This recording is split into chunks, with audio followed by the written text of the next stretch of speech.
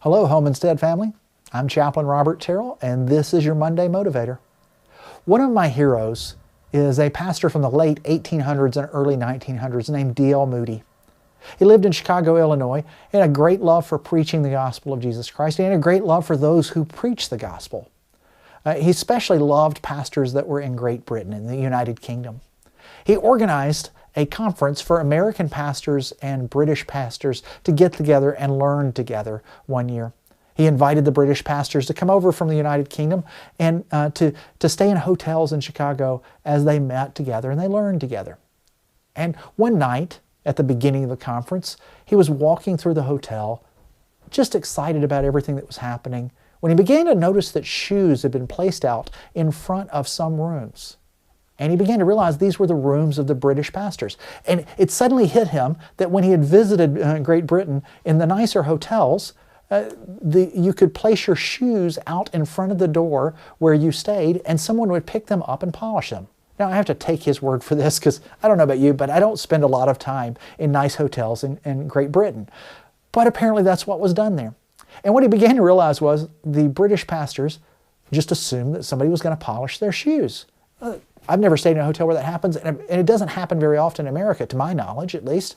And he was worried they'd be embarrassed, and he didn't want anything to subtract from the conference. So he gathered all the shoes together and spent the evening polishing them. And then, early in the morning, he placed the shoes back in front of the doors where they belonged. And the next day, he walked out again, expecting to see the shoes, and he went to gather them. And as he was gathering them, one of the American pastors that was there asked him what he was doing. Well, he explained the situation, and the American pastor asked if he could polish the shoes too. So that evening, they both together spend the night polishing those shoes. And then in the morning, they place the shoes back in front of the doors for the owners of those shoes. Word spread, and the American pastors began to all get together in the evening and polish the shoes of the British pastors. They practiced great humility by thinking of someone else before themselves.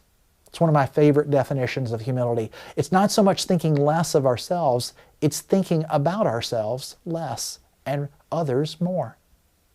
My faith teaches me that Jesus did just this, that He emptied Himself, to use a phrase that is in the letter to the Philippians, that even though He was God, He considered that as nothing to hold on to, but instead emptied Himself and took upon Himself death, even death on a cross. He considered others as more important than Himself. As caregivers, you already do this so well for your clients, but we need to do it for each other on the team also. To look out and think, how can I help my coworkers? How can I help those around me?